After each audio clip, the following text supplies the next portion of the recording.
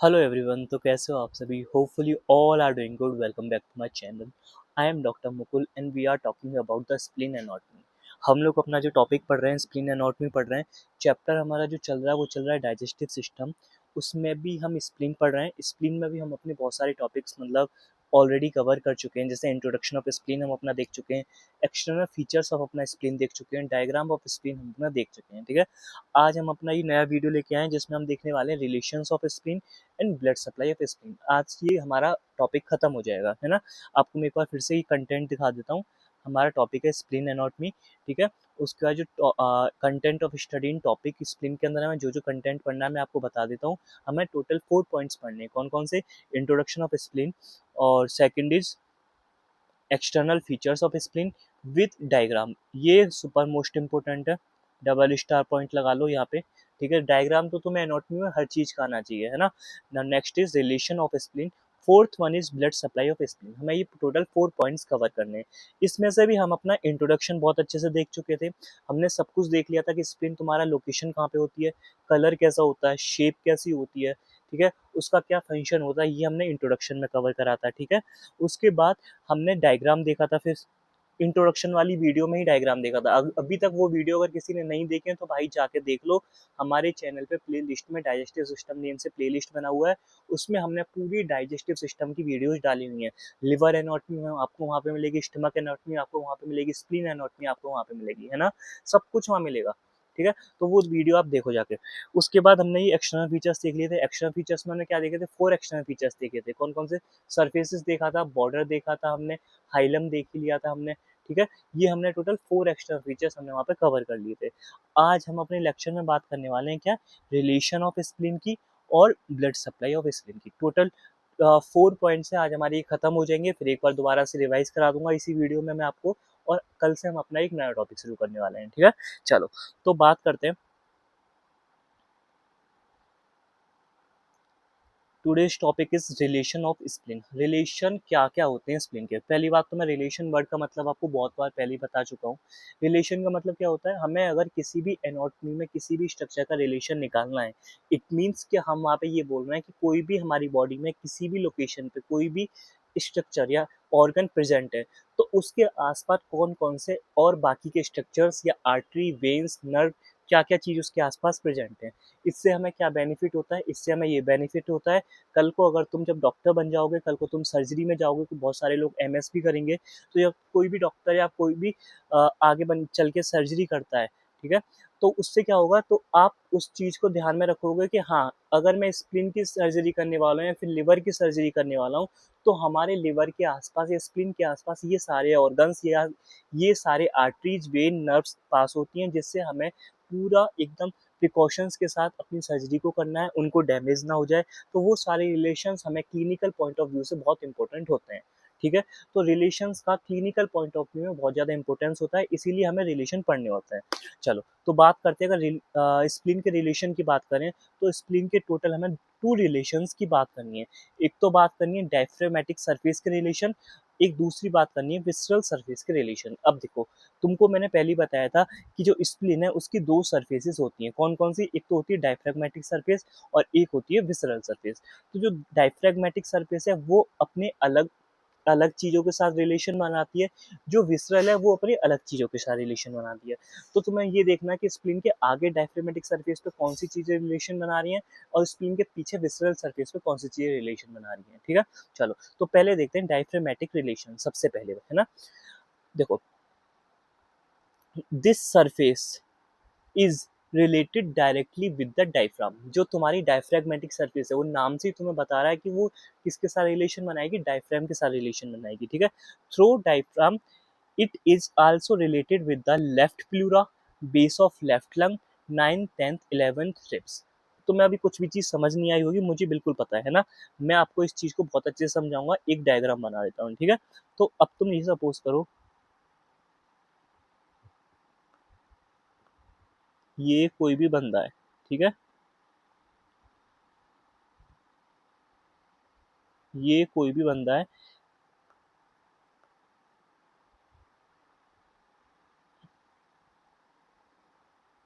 और यहाँ पे है क्या? ये है उसका डायफ्राम। क्या है, ये सपोज करो उसका डायफ्राम है, जिसको मैंने ब्लैक से कर दे रहा हूँ, ठीक है। ऊपर यहाँ पे क्या लगे हुए हैं, तुम्हारे यहाँ पे ऊपर लगे हुए हैं लंग्स। तुम्हें पता है डायफ्राम के ऊपर ही लंग्स लगे रहते हैं, ठीक है। उसके बाद ये है लेफ्ट साइड, ये है राइट साइड, बिल्कुल ठीक है ना। अब तुम्हें पता है कि तुम्हारी लेफ्ट साइड में क्या होता है, स्प्लीन होता है। सपोज करो यहाँ से तुम अभी स्टमक को देखने की हमें ज़रूरत नहीं है, हम सिर्फ स्प्लीन को देखेंगे, है ना। तो सपोज करो तुम्हारी स्प्लीन यहाँ पे लगी हुई है, ठीक है। आगे समझ में, ये तुम्हारी क्या लगी हुई है, स्प्लीन लगी हुई है ना। और सपोज करो जिसको मैंने कलर करा है, ये वाली सरफेस है तुम्हारी विसरल सरफेस, और इसके जो अपोजिट में सरफेस होगी वो होगी क्या, तुम्हारी डायफ्रामेटिक सरफेस, ठीक है। अब ये जो डायफ्रामेटिक सरफेस है वो तुम्हारे इस डायफ्राम के साथ रिलेशन बना रही है, ठीक है। वो क्या कर रही है, इस डायफ्राम के साथ रिलेशन बना रही है, ठीक है। उसके बाद अब ये है तुम्हारा लेफ्ट लंग, ठीक है।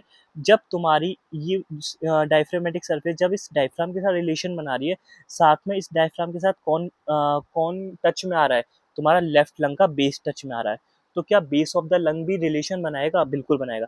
तुम कहोगे सर ये विसरल सरफेस रिलेशन क्यों नहीं बना रही। भाई देखो विसरल सरफेस क्या होता है ना, ये तुम पहले स्प्लीन की पोजीशन देखो, स्प्लीन ना कुछ इस तरीके का होता है, और वो क्या होता है ना, ऐसा होता है कि जैसे ये विसरल सरफेस है और इसके पीछे डायफ्रामेटिक सरफेस है। तो जो विसरल सरफेस है ये तो तुम्हारे स्टमक वगैरह के साथ रिलेशन बनाती है, स्टमक हो गया, लिवर हो गया, पैनक्रियाज हो गया, है ना, किडनी हो गई, इनके साथ sorry not a liver, liver मैंने गलत बोल दिया, स्टमक हो गया, पैनक्रियाज हो गया, किडनी हो गई, ठीक है। ये तो विसरल सरफेस तुम्हारी इनके ऑर्गन्स के साथ रिलेशन बनाती है, जब तुम्हारे यहाँ से इस तरीके से ऑर्गन्स आएंगे, है ना, ये, ठीक है। ये जिसको मैंने ब्लैक ब्लैक करा है, ये आगे की तरफ होती है और डायफ्रामेटिक सर्फेस पीछे की तरफ होती है, और पीछे कौन जा रहा होता है, ये डायफ्राम जा रहा होता है। डायफ्राम इसी तरीके से तो होता है जो पीछे की तरफ भी जाता है ना, मैंने पहले बताया था ऐसे अम्ब्रेला शेप में होता है ना, ये ऐसे पीछे की तरफ भी जाता है और थोड़ा आगे की तरफ भी आता है। तो आगे से तो डायफ्राम ने विसरल सरफेस के साथ तो कोई रिलेशन नहीं बनाया, उसने किसके साथ रिलेशन बनाया है, स्टमक और पेनक्रियाज वगैरह के साथ। पीछे से किसके साथ रिलेशन बनाया है डायफ्रामेटिक सरफेस ने, इस डायफ्राम के साथ, ठीक है। अब तुम एक चीज बताओ, जब डायफ्राम के साथ रिलेशन बना रही है तो और डायफ्राम खुद किसके साथ रिलेशन बनाता है, लेफ्ट लंग के बेस के साथ। तुम कहोगे सर राइट लंग के बेस के साथ भी डायफ्राम रिलेशन बनाता है, तो उसको भी तो आप कंट्रीब्यूट करो। नहीं, बिल्कुल नहीं करेंगे, क्योंकि हम डायफ्राम को दो में डिवाइड कर देते हैं, एक साइड का तो ये हो गया, एक साइड का ये हो गया, हमारा इस साइड वाले से कोई लेना ही देना नहीं है, स्प्लीन ही नहीं है, तो हम इधर राइट लंग के बेस को क्यों इन्वॉल्व करेंगे। हमारा सिर्फ इतने का लेना देना है। तो मतलब हमारा लेफ्ट लंग जो होता है, ठीक है, जो लेफ्ट लंग होता है उसका जो बेस होता है वो डायफ्राम के टच में आता है। लेफ्ट लंग बेस टच करता है किसको, डायफ्राम को, समझो। और डायफ्राम किसको टच कर रहा है, स्प्लीन की डायफ्रामेटिक सरफेस को, ठीक है। तो मतलब मैं ये वही वाला कॉन्सेप्ट हो गया, ए इक्वल्स टू बी और बी इक्वल्स टू सी। तो मैं ये कह सकता हूँ ए इक्वल्स टू सी, बिल्कुल कह सकता हूँ। मतलब अगर तुम्हारा स्प्लीन की जो डायफ्रामेटिक सरफेस है वो किसके साथ रिलेशन बना रही है, डायफ्राम के साथ रिलेशन बना रही है, तो इसको मानो ए, ठीक है, इसको मानो बी। और अगर तुम्हारा जो बी है, बी कौन है, डायफ्रामेटिक है, डायफ्राम है, वो किसके साथ रिलेशन बना रहा है, बेस ऑफ लेफ्ट लंग के साथ रिलेशन बना रहा है, इसको मानो सी। तो जब ए इक्वल्स टू बी है और बी इक्वल्स टू सी है तो मैं कह सकता हूँ ए इक्वल्स टू सी, बिल्कुल कह सकता हूँ, ये तो मैथमेटिक्स हो गया, ठीक है। ये वही वाली चीज हो गई। तो फिर तुम्हें अभी तुम्हें ये समझ आ गया होगा कि लेफ्ट लंग किस तरीके से स्प्लीन के साथ लेफ्ट लंग का जो बेस है वो रिलेशन बनाता है, ठीक है। अब तुमको मुझे बताना है कि रिब्स कैसे रिलेशन बनाने हैं, तो उसके लिए थोड़ा सा क्लीन कर देता हूँ, यहीं पे हमारे इसी डायग्राम में काम चल जाएगा, ठीक है। ये देखो बहुत ईजी है, मैं कह रहा हूँ रिलेशन स्प्लीन के सबसे इजी रिलेशन ही होते हैं ना, पूरा स्प्लीन ही इजी है वैसे तो। हाँ, अब देखो तुमको पता है तुम्हारे लंग्स एक थोरेसिक केस के साथ बंद होते हैं, है ना। तो मैं एक थोरेसिक केस बना देता हूँ, ठीक है। ये हो गई तुम्हारी क्या, एक बोन हो गई जिसको हम बोलते हैं स्टर्नम बोन, तुम जानते होंगे, ठीक है। यहाँ से तुम्हारी क्या होती है, रिब्स आती हैं, इस तरीके से क्या बना लेते हो, थोरेसिक केस बना लेती हैं, ठीक है, बिल्कुल ठीक है, मैंने कोई दिक्कत गलत तो नहीं बनाया है ना। अब यहाँ पे तुम्हारा सपोज करो ये स्प्लेन है, ठीक है। तो कुछ रिब्स क्या होती हैं इस स्प्लीन के साथ भी टच में आती हैं, ठीक है, और स्पेशली कौन सी के साथ टच आती हैं, डायफ्रामेटिक सरफेस के साथ। भाई विसरल सरफेस को तो तुम अभी टच कर ही नहीं सकते, मैंने बोला है विसरल सरफेस को टच इसलिए नहीं करोगे क्योंकि उसको तो प्रॉपर जो कवर करा हुआ है वो किसने कवर करा हुआ है, स्टोमक ने कवर करा हुआ है, और आगे फ्लेक्सर ऑफ कोलोन ने टच करा हुआ है, तुम्हारा किडनी ने करा हुआ है, पेनक्रियाज ने करा हुआ है। तो जो पीछे की साइड से जो चीज उसको टच में कर रही है वो है तुम्हारी डायफ्राम, लेफ्ट लंग का बेस, साथ में तुम्हारी कुछ रिप्स भी होती हैं। अब कौन कौन सी रिप्स होती हैं, ये जो रिप्स होती है वो होती है 7th 8th 9th 10th, I think, बस एक बार मैं कंफ्यूज, नहीं 9th 10th 11th से, ठीक है मैं किसी और को याद कर लिया, ठीक है 9th 10th 11, कौन कौन सी, 9th 10th 11, जो तुम्हारी 9th 10th और 11th रिब है, सिर्फ तीन, नॉट 12th, ठीक है, जो तुम्हारी 9th रिब है, 10th रिब है और 11th रिब है ना। तो मतलब इस तरीके से जैसे 10th ईयरी, 11th ईयरी और 9th ईयरी, ये तीनों इसको 9 10 11, ठीक है, ये जो रिब्स होती हैं ये तुम्हारे क्या करती हैं, डायफ्राम वाली सरफेस को क्या करती हैं, टच करती हैं, है ना, क्या करती हैं, डायफ्रामेटिक सरफेस को टच करती है और रिलेशन बनाती हैं। तो तुम्हें अब समझ आ गया डायफ्रामेटिक जो सरफेस है, क्या, डायफ्रैगमेटिक सरफेस, वो किस किस के साथ रिलेशन बना रही है, पहली बात तो 9 10 11 रिब्स के साथ सरफेस रिलेशन बना रही है, दूसरा लेफ्ट लंग के बेस के साथ रिलेशन बना रही है, ठीक है, कोई दिक्कत नहीं है, तीसरा क्या, डायफ्राम के साथ रिलेशन बना रही है, ठीक है, समझ आ गया, ये तीनों चीजें तुम्हारी डायफ्रामेटिक सरफेस क्या करती है, रिलेशन बनाती हैं। आगे समझ में, चलो अब बात करते हैं तुम्हारे सबसे इजी की विसरल रिलेशन की। विसरल रिलेशन तो तुम पढ़ के ही आए हो, अभी हमने जब विसरल सरफेस पढ़ा था मैंने तुम्हें बताया था विसरल सरफेस चार ऑर्गन्स के कांटेक्ट में आता है, they are the four organs जो कि कांटेक्ट बनाते हैं तुम्हारे किसके, विसरल सरफेस के ऊपर पास, और उसकी वजह से उसने क्या बना दिया था, इंप्रेशन बनाए थे विसरल सरफेस पे। मैंने तुम्हें ये दिखाई थी, डायग्राम दिखा देता हूँ मैं एक बार आपको, मैंने पहले भी दिखाया था, ये रहे, जिसको मैंने सर्कल करा हुआ है, ये क्या है, विसरल सरफेस है, और तुम्हारे फोर ऑर्गन्स ऐसे होते हैं जो तुम्हारे विसरल सरफेस के साथ रिलेशन बनाते हैं, कौन कौन से, ये इंप्रेशंस हैं जो रिलेशन बना रहे हैं ऑर्गन उनकी वजह से, ये कौन सा है, गैस्ट्रिक, कॉलिक, और इस गैस्ट्रिक, रीनल और पेनक्रियाटिक कॉलिक, ठीक है, चार होते हैं, है ना। तो इनकी वजह ये इनके रिलेशन कहलाएंगे। भाई इन्होंने इंप्रेशन बनाया विसरल सरफेस पर, तो यही इनके क्या कहलाएंगे, रिलेशन कहलाएंगे। तो देखो, visceral surface have relation with some organs due to which some impressions are occur on the visceral surface। ये वही वाली चीज है जो visceral relation हम यहाँ पढ़ेंगे ना, जो हमने visceral surface पढ़ी थी उसी का कंटेंट तुम्हें यहाँ पे डाल देना है, और कुछ यहाँ पे नया है नहीं। मतलब क्या है, visceral surface के कांटेक्ट में चार ऑर्गन्स आते हैं, और उन ऑर्गन्स की वजह से विसरल सरफेस के ऊपर फोर इंप्रेशंस क्रिएट हो जाते हैं, उनको बोलते हैं विसरल इंप्रेशंस, ठीक है। और वो इंप्रेशन कौन कौन से होते हैं, एक होता है गैस्ट्रिक इंप्रेशन, एक होता है रीनल इंप्रेशन, एक होता है पेनक्रियाटिक इंप्रेशन, और next last is colic impression. और मैंने पहले बताया गैस्ट्रिक किसकी वजह से होता है, स्टमक की वजह से, रीनल किसकी वजह से होता है, लेफ्ट किडनी की वजह से। भाई कोई भी राइट किडनी मत लिख के आ जाना यार प्लीज, है ना, राइट किडनी मत लिख देना, बिल्कुल सारा कॉन्सेप्ट ही चेंज हो जाएगा, ठीक है। तुम लिवर की जगह स्प्लिन को फिट कर दोगे, एक तरीके से स्प्लिन की जगह लिवर को फिट कर दोगे। Next is tail of pancreas को क्या बनाती है, पेनक्रियाटिक इंप्रेशन, और स्प्लीनिक फ्लेक्सर ऑफ कोलन क्या बनाता है, कॉलिक इंप्रेशन। ये वही कंटेंट है जो हमने विसरल सरफेस में पढ़ा था, ठीक है, कोई दिक्कत नहीं है, यहाँ पे तुम्हारे रिलेशन खत्म होते हैं। तो देखो बहुत इजी थे, डायफ्रामेटिक सरफेस के रिलेशन, विसरल सरफेस के रिलेशन।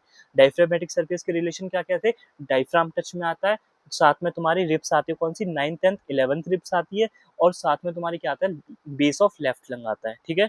विसरल सरफेस के रिलेशन क्या होते हैं, बिल्कुल जो हमने विसरल सरफेस में जो कॉन्टेक्ट जो कंटेंट पढ़ा था वो यहीं पे डाल दो। क्या पढ़ा था, हमने पढ़ा था जो विसरल सरफेस होती है उसके फोर ऑर्गन्स उसके टच में आते हैं, जिसकी वजह से उस सरफेस पे इंप्रेशंस बन जाते हैं।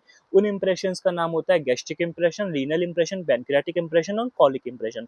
गैस्ट्रिक स्टमक की वजह से, रीनल किडनी की वजह से, पैनक्रियाटिक पैनक्रियास की वजह से, और colic splenic flexure of colon की वजह से। तो यही हो जाते हैं उनके रिलेशन, ठीक है, समझ आ गया। अब हम बात करते हैं अपने लास्ट टॉपिक है इसमें, blood supply of the spleen, ठीक है। तो दोनों दो चीज़ देखनी है, एक तो आर्टेरियल सप्लाई, एक वीनस सप्लाई, ठीक है। तो पहले आर्टेरियल सप्लाई देख लेते हैं। तो देखो मेन आर्टरी जो होती है जो सप्लाई करती है इसको, स्प्लीन को, वो होती है तुम्हारी स्प्लीनिक आर्टरी। क्या होती है, स्प्लीनिक आर्टरी होती है ना। और अगर हम बात करें splenic artery enter the spleen at hilum, मैंने तुम्हें पहले बताया था हाइलम क्या होता है, एक वर्टिकल स्लिट होती है ठीक है। ये स्प्लीनिक आर्टरी तुम्हारी, जैसे ये है एस ए स्प्लीनिक आर्टरी, तुम्हारे हाइलम के थ्रू एंटर करती है एंड डिवाइड इनटू ब्रांचेस, मतलब अंदर जाके स्प्लीन के अंदर जाके इस तरीके से ब्रांचेस में डिवाइड हो जाती है, ठीक है।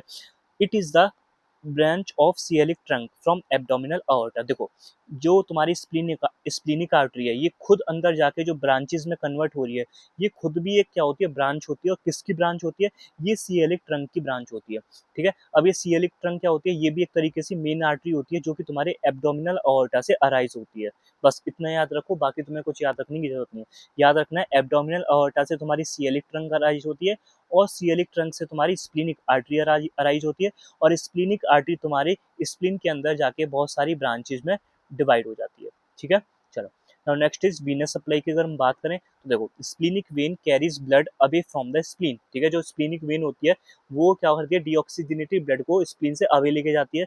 Splenic vein join the superior mesenteric vein to form the portal vein, और portal vein carries the blood to the liver. देखो यार, ये वाली जो लाइन है, ये वाली मुझे नहीं लगता बताने की जरूरत है, क्यों? क्योंकि जब मैंने तुम्हें लिवर नहीं, पेनक्रियाज, जब मैंने तुम्हें पेनक्रियाज पढ़ाया था, है ना, तो ये पूरा कॉन्सेप्ट उस टाइम पढ़ा दिया था। जो स्प्लीनिक वेन होती है, मैंने बताया था स्प्लीनिक वेन इधर से आ रही है, ठीक है, और एक सुपीरियर मीजेंट्रिक वेन इधर से आ रही है। ये क्या है? सुपीरियर मीजेंट्रिक वेन, ये होती है स्प्लीनिक वेन, ठीक है। ये दोनों ज्वाइन करके क्या बना देती है? एक नई वेन बना देती है, इसको बोलते हैं पोर्टल वेन। ये पोर्टल वेन क्या करती है? लिवर के पास कैरी करती है ब्लड को, ठीक है। ये ऊपर लिवर के पास जाती है ना। इसको मैं तुम्हें 1 मिनट के अंदर दिखा देता हूँ एक बार। शायद अगर तुम लोगों ने मुझसे पेनक्रियास पढ़ा होगा तो तुम्हें बहुत अच्छे से समझ आ जाएगा। वो ऐसा होता है ना कि अगर तुम अगर तुम सारे ऑर्गन्स हमसे पढ़ते हो, तो हमारा क्या रहता है, एक पूरा फॉर्मेट रहता है जो हम थ्रू आउट द ऑर्गन्स उसको फॉलो करते हैं, है ना। सबका अपना अपना पढ़ाने का तरीका रहता है, तो उससे क्या हो जाती है, चीज़ें ईजी हो जाती हैं, है ना। अगर तुमने पढ़ा होगा तो तुम्हें एक बारी में लाइन पढ़ के ही समझ आ गया होगा, है ना। 1 मिनट दिखा देता हूँ। हाँ, ये तुमको डायग्राम शायद याद हो, है ना। साफ कर देता हूँ थोड़ा। ये वाला डायग्राम हो सकता है तुम्हें याद होगा, ठीक है। तो देखो यहाँ पे प्रॉपर दिखाया हुआ है, ये है तुम्हारी स्प्लीन है, ये है तुम्हारी स्प्लीन है। यहाँ से ये स्प्लीनिक वेन निकल रही है, जिसको मैं ब्लैक कलर से कर रहा हूँ, है ना। और ये नीचे से देखो, ये वाली क्या है, तुम्हारी मीजेंट्रिक वेन आ रही है, ठीक है। और ये दोनों कंबाइन होके क्या बना रही है, ये पोर्टल वेन बना रही है। और ये पोर्टल वेन कहाँ पे खुलेगी? ये तुम्हारी लिवर में खुलेगी, ठीक है। बहुत सिंपल कॉन्सेप्ट है ये, तो मैंने बहुत अच्छे से मैं समझाया था, है ना। तो अगर किसी ने भी भाई अभी तक पेनक्रियाज नहीं पढ़ा है तो जाके देख लो, मैंने पेनक्रियाज में एक एक पॉइंट्स बहुत अच्छे से कवर करा हुआ है ना। तो यहाँ पे तुम्हारा कवर होता है वीनस सप्लाई, ठीक है। ये हमारा खत्म होता है, यहाँ पे क्या स्प्लीन खत्म होता है।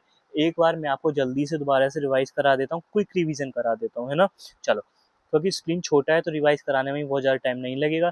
चलो, तो हमें पूरे टॉपिक स्प्लीन में क्या पढ़ना है, देखो तुम्हें इंट्रोडक्शन आना चाहिए, डायग्राम आना चाहिए, एक्सटर्नल फीचर्स आने चाहिए, रिलेशन आने चाहिए, ब्लड सप्लाई आनी चाहिए, ठीक है। ये 4 पॉइंट्स तुम्हें अपने फिंगर पे याद रहने चाहिए। भाई अगर तुम एग्जाम में बैठे हो, तुम्हें टॉपिक आ गया स्प्लीन, तो तुम्हें पता होना चाहिए कि मुझे कॉपी में क्या लिखना है, introduction, diagram, external features, relation, blood supply, बस। और बाकी कुछ नहीं करना, ठीक है। चलो इंट्रोडक्शन पढ़ते हैं पहले। ये लार्जेस्ट लिम्फॉइड ऑर्गन होता है, ठीक है। और ये सॉफ्ट होता है, हाईली वेस्कुलर होता है। इसमें हाँ, हाईली वेस्कुलर का मतलब है इसमें ब्लड सप्लाई बहुत ज़्यादा हाई होती है ना, ठीक है। पर्पल कलर का होता है ऑर्गन, ठीक है। शेप की बात करें, ओवल शेप होता है, वेस्ट शेप होता है, पर्पलिश कलर होता है, 150 ग्राम एडल्ट में वेट होता है, पेरिटोनियम से कवर्ड होता है, बट एक्सेप्ट हाइलम। हाइलम एक ऐसा पॉइंट है जहाँ से स्प्लीन के अंदर तुम्हारी आर्टरी, वेन्स, नर्व एंटर करती हैं और एग्जिट करती हैं। तो अगर तुम्हारा वो पॉइंट या वो window, hilum is like a window, अगर वो विंडो तुमने पेरिटोनियम से कवर कर दी, तो कोई चीज़ कैसे बाहर और अंदर जाएगी? तो एक खुद अपना कॉमन सेंस लगाओ, वहाँ पे पेरिटोनियम तुम्हारा एब्सेंट होगा, ठीक है। साइज की बात करें, 12L, 7B और 3T, ठीक है, सेंटीमीटर में, ठीक है। लोकेशन की बात करें तो left upper part of abdomen में प्रेजेंट होता है, ये लोकेशन नंबर 1 हो गई। लेफ्ट हाइपोकॉन्ड्रियम में होता है, लोकेशन नंबर 2 हो गई। जस्ट बिलो द डायफ्राम होता है, ये लोकेशन नंबर 3 हो गई। बिहाइंड द स्टमक होता है, ये लोकेशन नंबर 4 हो गई, ठीक है। फंक्शन की बात करते हैं, फिल्टर करता है ब्लड को, रिमूव करता है ओल्ड एंड डैमेज आरबीसीज को, ठीक है। हेल्प करता है बॉडी की इम्यूनिटी को, प्रोड्यूसिंग लिम्फोसाइट्स, ठीक है। और ये जब बच्चा तुम्हारे फीटल लाइफ में होता है, उस टाइम ये ब्लड सेल्स को भी प्रोड्यूस करने का काम करता है। डायग्राम की बात करें तो देखो, ये स्प्लीन है, ये दो एंड्स होते हैं, या पोल्स बोलो, कौन सा, पोस्टीरियर एंड्स, और ये वाला होता है तुम्हारा एंटीरियर एंड्स, ठीक है। दो तीन तुम्हारे बॉर्डर होते हैं, एक ये जो यहाँ से इधर की साइड में ये जो बॉर्डर होता है उसे बोलते हैं सुपीरियर बॉर्डर। इसके पास दो नोचेस होते हैं, नोचेस लाइक अ पिट्स, गड्ढे की तरह होते हैं ना, इनका वैसे कोई बहुत ऐसा सच काम होता नहीं है। और एक बॉर्डर इधर होता है, इसको बोलते हैं इंफीरियर बॉर्डर, एक बॉर्डर यहाँ पे विसरल सरफेस पे होता है, इसे बोलते हैं इंटरमीडिएट बॉर्डर, ठीक है। और जो मैंने रेड कलर से बनाया हुआ है इसको बोलते हैं हाइलम। हाइलम से तुम्हारी आर्टरी और वेन्स अंदर एंटर कर रही है। और मैंने जो ये डॉट डॉट बनाए हुए हैं 4, ये क्या है, तुम्हारी विसरल सरफेस के ऊपर इंप्रेशन जो अभी हमने पढ़े थे, कौन कौन से, gastric impression, renal impression, pancreatic और कॉलिक इंप्रेशन, ठीक है। एक्सटर्नल फीचर्स की बात करते हैं तो 4 होते हैं, एंड्स, सर्विस, बॉर्डर, हाइलम। अगर एंड्स की बात करें तो एंटीरियर एंड पोस्टीरियर एंड दो होते हैं, अभी हमने देखा। एंटीरियर जो होता है वो बॉर्डर की तरह होता है, क्यों, क्योंकि वो थोड़ा ब्रॉड होता है ना। ये देखो तुम्हें दिखाई दे रहा है, ये पोस्टीरियर एंड है और ये एंटीरियर एंड है। इट इज एक्सपेंडेड, फैला हुआ होता है, और इसकी direction directed downward and forward होती है, ठीक है। Near the splenic flexure of colon के नियर बाय होता है। स्प्लीनिक फ्लेक्सर ऑफ कोलोन मैंने पहले बताया था। ट्रांसवर्स कोलोन जब डिसेंडिंग कोलोन में कन्वर्ट होता है लार्ज इंटेस्टाइन का, तो ये जो बैंड होता है इसको बोलते हैं क्या, जो लेफ्ट साइड वाला बैंड है उसको बोलते हैं स्प्लीनिक फ्लेक्सर ऑफ कोलोन। और जो यहाँ पर राइट साइड वाला जो बैंड होगा उसको बोलेंगे हिपैटिक फ्लेक्सर ऑफ कोलोन, ठीक है। ये चीजें याद रखने की चीजें, ये सब मैंने तुम्हें लेक्चर के टाइम पे बताया था, ठीक है। पोस्टीरियर एंड की बात करें तो ये वाला जो पोस्टीरियर एंड है ये होता है राउंड होता है, थिक होता है, डायरेक्टली अपवर्ड और बैकवर्ड होता है। ये तुम्हारा लाई करता है किसके पास, लेफ्ट किडनी के पास और नियर वर्टिब्रल कॉलम के पास, ठीक है। सरफेस की बात करें, दो सरफेसेस होती हैं, diaphragmatic surface, visceral surface. Diaphragmatic surface तुम्हारी स्मूथ होती है, कॉन्वेक्स होती है, कॉन्वेक्स लाई का मतलब बल्ज होती है थोड़ी, है ना, और शाइनी होती है। और इसका जो फेस होता है वो फेस जो होगा इसका डायफ्राम की तरफ होगा। और it is outer surface of spleen, ये बाहरी सरफेस होती है ना। बाहरी मतलब पीछे की साइड होती है ना, तो आउटर है, और आगे की तरफ तो ऑर्गन्स टच में आते हैं तो वो होती है विसरल, ठीक है। इट इज इरेगुलर कॉनकेव, है ना, faces inward toward abdominal organ, इसके एब्डोमिनल ऑर्गन्स की तरफ इसका फेस होता है। Contain hilum of spleen. It have impression made by near by organ, ये इंप्रेशन अभी हमने बताए थे सब, gastric, renal, colic, pancreatic, stomach, kidney, splenic flexure of colon, pancreas, ठीक है। बॉर्डर की बात करें, 3 बॉर्डर होते हैं, सुपीरियर, इंफीरियर और इंटरमीडिएट, ठीक है। शार्प होता है, सुपीरियर, थिन होता है, सेपरेट करता है डायफ्रामेटिक और विसरल सरफेस को, और इसके बाद नॉचेज होती हैं जो मैंने ऐसे वैसे बताई थी ना, ये नॉचेस थी। ये राउंडेड होता है, स्मूथ होता है, और सेपरेट करता है डायफ्रामेटिक को और विसरल को, और ये नीचे से सेपरेट करता है, ये ऊपर से सेपरेट करता है। मतलब ये अगर तुम्हारा स्प्लीन है तो देखो, ये ये तो है तुम्हारा क्या, सुपीरियर बॉर्डर, और ये क्या है तुम्हारा, इंफीरियर बॉर्डर। और ये सुपीरियर बॉर्डर क्या कर रहा है, इस सरफेस को, नीचे वाली सरफेस को ऊपर से सेपरेट कर रहा है, और ये नीचे से सेपरेट कर रहा है, ठीक है। इंटरमीडिएट की बात करें, लाई बिटवीन द गैस्ट्रिक और रीनल इंप्रेशन। अगर ये मैं मानूं, अगर मैं ये मानूं ये तुम्हारी विसरल सरफेस है और यहाँ पे तुम्हारी क्या है, हाइलम है, तो यहाँ पे तुम्हारा कहीं ये कौन सा होगा, इंटरमीडिएट बॉर्डर होगा, ठीक है। Lie between the gastric and renal impression on the visceral surface, ठीक है। हाइलम की बात करते हैं, लॉक वर्टिकल स्लिट होता है, विसरल सरफेस पर प्रेजेंट होता है, इसके थ्रू तुम्हारे एंटर और लीव करते हैं स्ट्रक्चर्स, ठीक है। कौन कौन से, splenic artery, when, lymph vessel, nerve, ठीक है। रिलेशन तो हमने अभी पढ़े थे, डायफ्रामेटिक सरफेस, विसरल सरफेस के रिलेशन। डायफ्रामेटिक सरफेस के रिलेशन कौन कौन से होते हैं, 9th 10th 11th ribs, left lung का बेस, और लेफ्ट प्लूरा भी होता है ना, और डायफ्राम। हमने सर यहाँ पे लेफ्ट प्लूरा मेंशन नहीं करा था, यहाँ पे कर दो लेफ्ट प्लूरा। भाई एक चीज बताओ, जब तुम्हारा लेफ्ट लंग है जैसे, है ना, ये लेफ्ट लंग का बेस जो है वो तुम्हारे टच में आ रहा है स्प्लिन के, तो पूरा लंग जो होता है वो किसके साथ कवर्ड होता है, प्लूरा के साथ कवर्ड होता है। तो तुम्हारी लेफ्ट प्लूरा भी तो बेस रिलेशन बनाएगी, बिल्कुल बनाएगी, ठीक है। सो 1 2 3 और ये 4, ठीक है। चलो विसरल रिलेशन की बात करें तो ये किसके साथ बनाते हैं, स्टमक के साथ, left kidney, tail of pancreas, splenic flexure of colon के साथ रिलेशन बनाते हैं, ठीक है। ब्लड सप्लाई, आर्टेरियल सप्लाई कौन सी, स्प्लीनिक आर्टरी, जो तुम्हारे स्प्लीन में एंटर करती है और आगे जाके ब्रांचेज में डिवाइड हो जाती है। ये खुद क्या होती है, सीएलिक ट्रंक की ब्रांच होती है, जो कि सीएलिक ट्रंक खुद एब्डोमिनल अओर्टा से अराइज होती है, ठीक है। स्प्लीनिक वेन की बात करते हैं तो स्प्लीनिक वेन ज्वाइन करती है सुपीरियर मीजेंट्रिक वेन को, क्या बना देती है, पोर्टल वेन को। पोर्टल वेन तुम्हारा कैरी करती है ब्लड को किसमें, लिवर के पास, ठीक है। यहाँ पे तुम्हारा खत्म होता है टॉपिक स्प्लीन। देखो स्प्लीन हमने आई थिंक 2 से 3 लेक्चर में आई थिंक खत्म कर दिया है, ठीक है। अभी तक जिसने भी हमारा ये टॉपिक स्प्लीन नहीं देखा है तो भाई लोग जाके देख लो, बहुत अच्छे से समझाया है। फिर भी जो मैंने अभी तुम्हें क्विक रिवीजन कराया है वो बहुत अच्छे से डिटेल में सारी चीज़ें बताई थी, क्या फ्लेक्सर ऑफ कोलोन होता है, सब डायग्राम बना के, ठीक है। होपफुली तुम्हें हमारे जो लेक्चर्स हैं वो समझ आ रहे होंगे, ठीक है। या लाइक कर दिया करो, सब्सक्राइब करवा दो अपने आसपास के जितने भी क्लासमेट्स हैं सबसे, है ना, क्योंकि हमें थोड़ा मोटिवेशन मिलता है कि भाई हाँ और अच्छे से वीडियोस बनाओ, ठीक है। बाकी अगर किसी को कोई क्वेरी रहती है तो आप मेरे नंबर पे मेरे को व्हाट्सअप कर सकते हैं, या फिर किसी का कोई सजेशन है, हाँ, सजेशन भी आप मेरे को अपना बता सकते हैं कि भाई हो सकता है कि हमें कुछ चीज़ छूट रही हो या फिर हमारा कोई तरीका तुम्हें पसंद ना आ रहा हो, तो अपना कुछ सजेशन दे दो, अगर वो हमें सही लगा तो हम उसको भी यूज़ करेंगे, है ना। बाकी मिलते हैं अपनी नेक्स्ट वीडियो में। नेक्स्ट जो हमारा टॉपिक रहने वाला है वो है आपका क्या, उम, हाँ, वो रहने वाला है आपका स्मॉल इंटेस्टाइन। ये भी मोस्ट अवेटेड टॉपिक रहता है, इसमें से क्वेश्चन बनते हैं। डिडनम, जिजनम, इलियम, ये क्वेश्चन मेन जो होता है तुम्हारा ये डिडनम होता है, इससे बहुत क्वेश्चंस बनते हैं ना। बहुत अच्छे से पढ़ेंगे, टेंशन मत लो, बस आप लोग लाइक करते रहो, ठीक है, और हमारे साथ पढ़ते रहो, ठीक है। मिलते हैं अपनी नेक्स्ट वीडियो में, तब तक के लिए गुड बाय।